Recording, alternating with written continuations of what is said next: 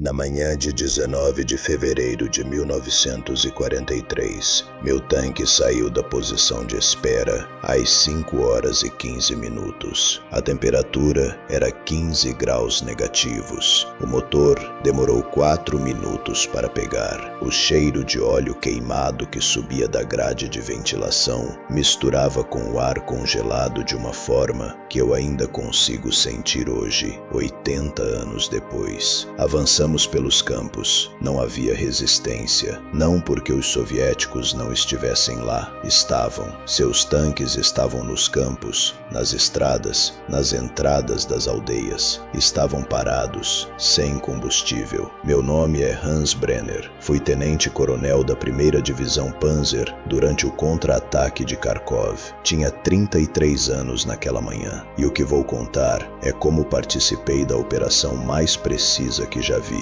E como levei décadas para entender o que ela realmente significava. Mas antes de fevereiro de 1943, preciso contar quem eu era. Não era um estrategista, era um comandante de blindados, filho de um ferreiro de Nuremberg, que me ensinou desde os 10 anos uma coisa só: que uma máquina tem limites exatos, que um motor aquecido além da tolerância quebra, que uma esteira forçada além do projeto parte, que a única desonestidade intolerável é fingir que a máquina aguenta quando ela está dizendo claramente que não aguenta. Cheguei à 1ª Divisão Panzer em outubro de 1942, depois de 2 anos na Frente Oriental, Barbarossa, as batalhas do verão de 1942, a retirada do Don. Conheci o leste da maneira que só se conhece uma coisa quando ela quase te mata várias vezes. Meu imediato era o capitão Dressel, um homem de Berlim de 30 anos, que tinha o hábito de bater 3 vezes no casco do tanque antes de cada missão. Sempre 3 vezes, sempre com o nó dos dedos, sempre no mesmo ponto atrás da escotilha do comandante. Era o seu ritual. Nunca perguntei o porquê. Há coisas que os homens fazem em guerra que não precisam de explicação. Em janeiro de 1943, quando Stalingrado caiu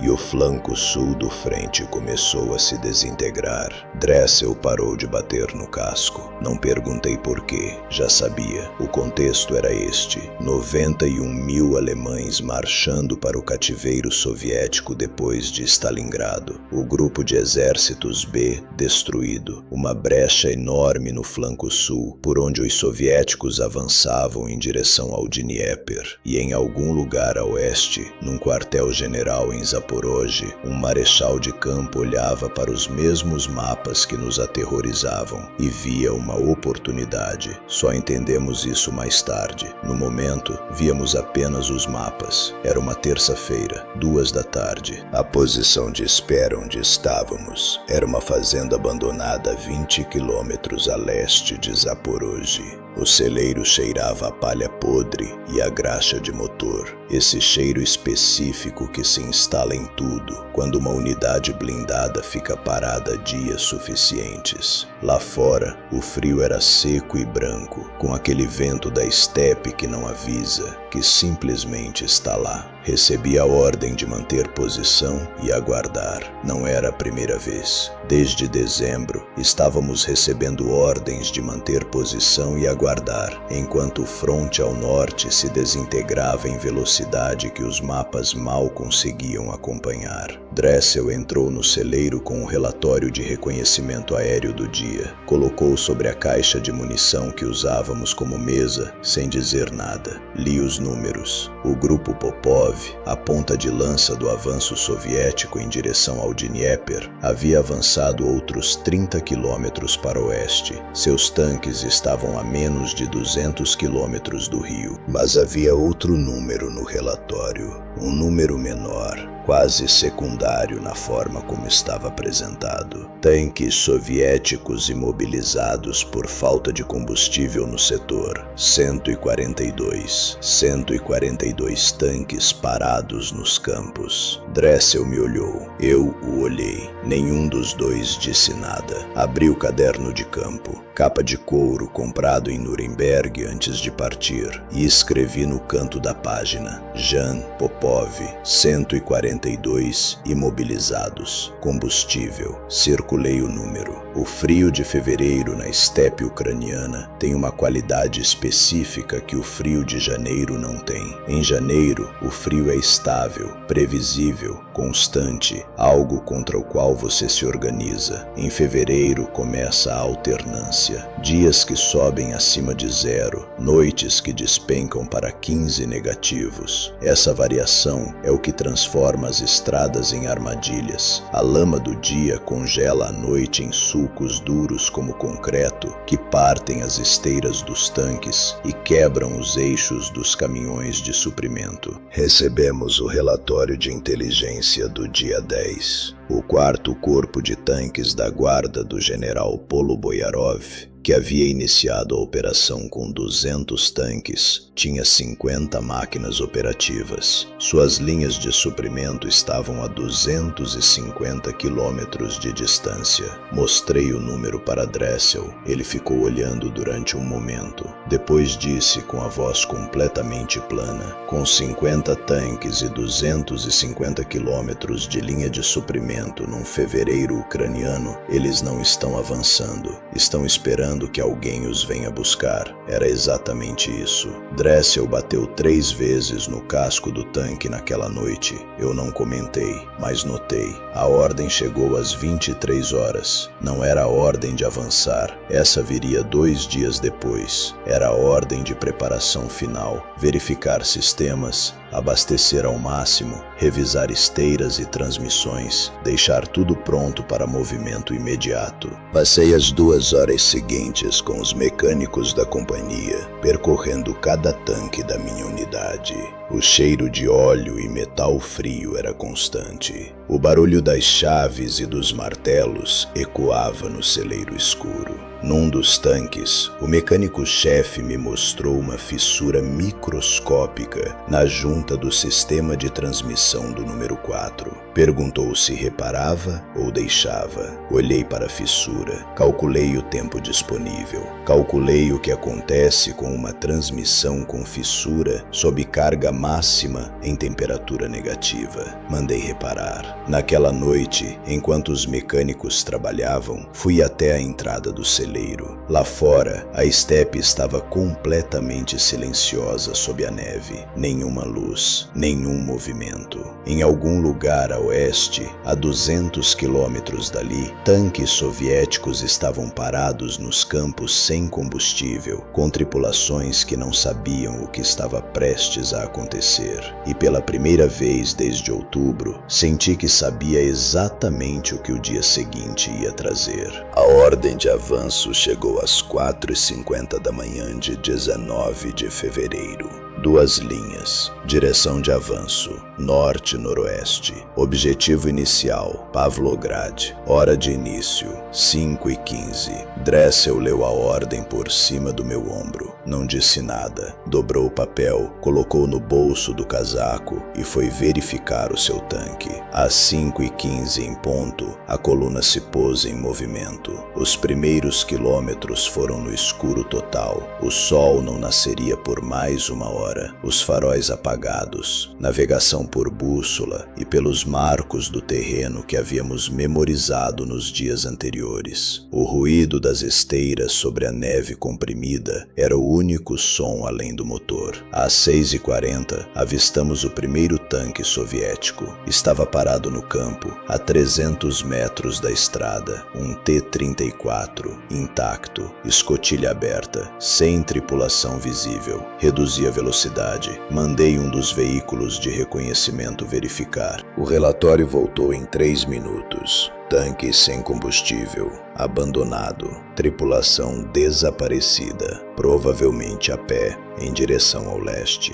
Continuamos. Nos próximos 40 quilômetros, encontramos 23 tanques soviéticos abandonados, em campos, em estradas, na entrada de uma aldeia, onde a tripulação havia tentado usar o calor das casas para manter os motores aquecidos e havia ficado encalhada quando o combustível acabou completamente.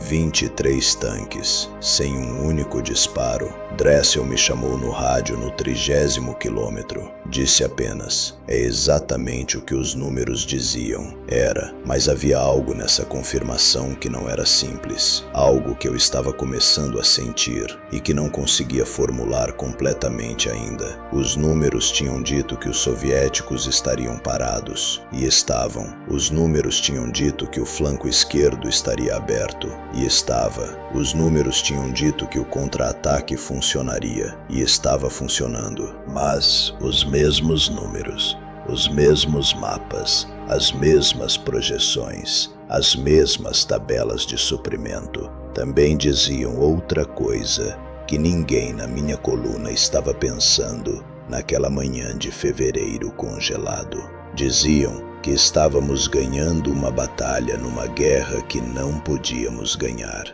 Acelerei a coluna. Ainda faltavam 30 quilômetros para Pavlograd. Tomamos Pavlograd no dia 20. Não houve batalha real. A guarnição soviética tentou organizar resistência na entrada norte da cidade, mas eram infantaria sem apoio blindado contra uma coluna Panzer com momentum. Em 90 minutos estava resolvido. Dressel bateu 3 vezes no casco do tanque quando paramos na praça central. Eu deveria ter sentido algo naquele momento. Vitória, alívio, a satisfação específica de um plano executado com precisão. Não senti. Senti frio e o cheiro de fumaça das estruturas que haviam sido incendiadas durante o combate. E o silêncio específico que uma cidade tem quando os disparos acabam de parar e ainda não se sabe o que vem a seguir. Nos dias seguintes, a coluna continuou para norte. O corpo SS de Hauser golpeava pelo oeste. Lozovaya caiu no dia 25. As linhas de suprimento soviéticas estavam cortadas. Os relatórios que chegavam confirmavam o que os números haviam previsto com uma precisão que começava a parecer irreal. Grupo Popov desintegrado. 4º Corpo da Guarda com menos de 30 tanques operativos. 3º Corpo com 40. 10º Corpo com 50. Números que eram tropas reais, tripulações reais, homens que haviam avançado 700 quilômetros em 6 semanas, achando que estavam ganhando a guerra e que agora queimavam seus tanques nos campos de Donbass e marchavam para leste a pé sob o fogo da nossa aviação. Abri o caderno. Na página de fevereiro, embaixo dos 142 tanques imobilizados que havia circulado em janeiro, escrevi uma linha. Confirmado. Os números estavam certos. E então, embaixo dessa linha, escrevi outra. Todos os números estavam certos. Fiquem comigo, porque o que aconteceu em Kharkov é a parte que os livros de história contam com mapas e setas, e que eu vou contar com o que realmente foi. Não pela mesma entrada que os soviéticos haviam usado em fevereiro, quando a cidade os recebeu com o que restava de entusiasmo, depois de 2 anos de ocupação alemã. Entramos pelo sul, pelo Prospekt Moskovsky, numa coluna que avançava quarteirão por quarteirão, enquanto a infantaria limpava os edifícios um por um. O cheiro de Kharkov naquele dia era fumaça e concreto partido, e aquele odor específico de pó de tijolo que só existe quando paredes estão sendo derrubadas, pelos 2 lados, pelos 2 motivos diferentes. Dressel conduzia o tanque à minha frente. Os primeiros quilômetros dentro da cidade foram os mais lentos que eu havia feito em toda a guerra. não pela resistência, que era real mas fragmentada, mas pela geometria. Ruas que tinham sido projetadas para bondes e pedestres não foram projetadas para tanques de 26 toneladas. As esteiras arranham o asfalto com um som que ecoa entre os prédios de uma forma que não ecoa em campo aberto. No terceiro quarteirão, o tanque de Dressel parou. Fui pelo rádio, sem resposta. Mandei o meu motorista parar. Saí pela escotilha. Dressel estava de pé ao lado do seu tanque, olhando para cima. Olhei para onde ele olhava. Era um edifício de apartamentos de 5 andares, com a fachada parcialmente destruída. Através do buraco na parede do terceiro andar, era possível ver o interior de um apartamento. Uma mesa, cadeiras, o que havia sido uma cozinha, intactos, como se os moradores tivessem saído pela manhã e ainda fossem voltar para o jantar. Dressel ficou olhando durante uns 30 segundos sem dizer nada. Depois, entrou de volta no tanque. Continuamos. Tomamos Kharkov no dia 14 de março. Os registros dizem que o Corpo SS perdeu aproximadamente 4.500 homens nos combates urbanos entre o dia 11 e o dia 16. Os registros dizem que as perdas soviéticas foram maiores. Os registros dizem que foi uma vitória decisiva que estabilizou o flanco sul e criou as condições para a Batalha de Kursk. Os registros estão corretos. Na noite de 14 de março, depois que o último foco de resistência foi eliminado, sentei no meu tanque estacionado numa rua do centro de Kharkov e abri o caderno. Procurei a frase que havia escrito em fevereiro. Todos os números estavam certos. Li durante um momento. Depois escrevi embaixo, com letra menor, quase sem querer, e mesmo assim, fechei o caderno. Dressel estava do lado de fora do tanque. Não bateu no casco dessa vez. Ficou parado, com as mãos no bolso, olhando para a rua vazia. Eu não disse nada. Ele também não. Às vezes, os momentos mais honestos de uma guerra não têm palavras. Tem apenas 2 homens, numa rua de uma cidade reconquistada, em silêncio, entendendo ao mesmo tempo algo que nenhum dos dois vai conseguir explicar completamente para mais ninguém, que vencemos e que não era suficiente. Dressel morreu em Kursk, julho de 1943, 4 meses depois de Kharkov, no segundo dia da Operação Cidadela, o último ataque ofensivo estratégico alemão na frente oriental.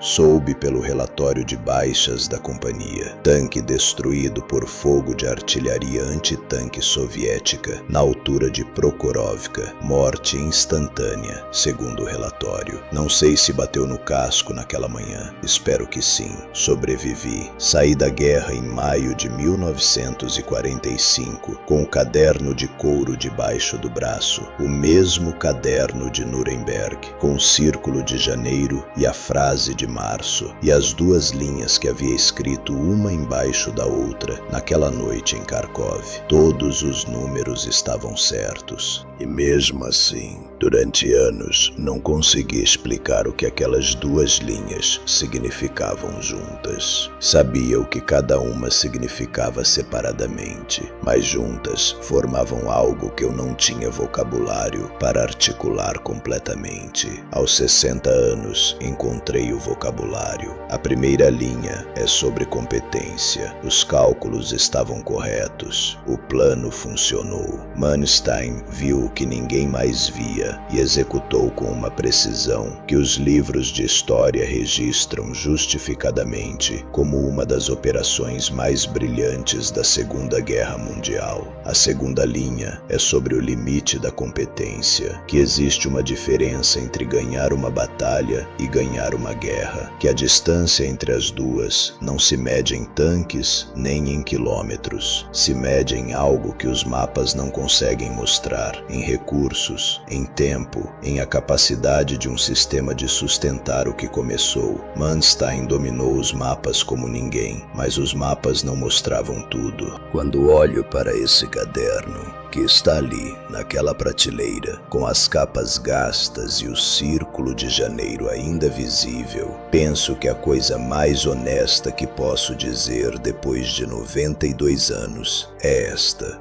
participei da operação mais precisa que já vi, e ela não foi suficiente. Essa combinação, precisão e insuficiência, é a coisa mais pesada que um soldado pode carregar, porque não tem a quem culpar. 92 anos. E em 92 anos aprendi que as máquinas não mentem. Os 142 tanques soviéticos imobilizados por falta de combustível em janeiro continuam sendo 142. Os 23 tanques abandonados nos primeiros 40 quilômetros do avanço continuam sendo 23. Os 4.500 homens do Corpo SS perdidos em Kharkov continuam sendo 4.500. Os números não envelhecem, não pedem licença para continuar sendo o que são. O que muda é o que decidimos fazer com eles. Manstein fez a coisa certa com os números que tinha. Viu o que ninguém mais via, esperou o momento certo,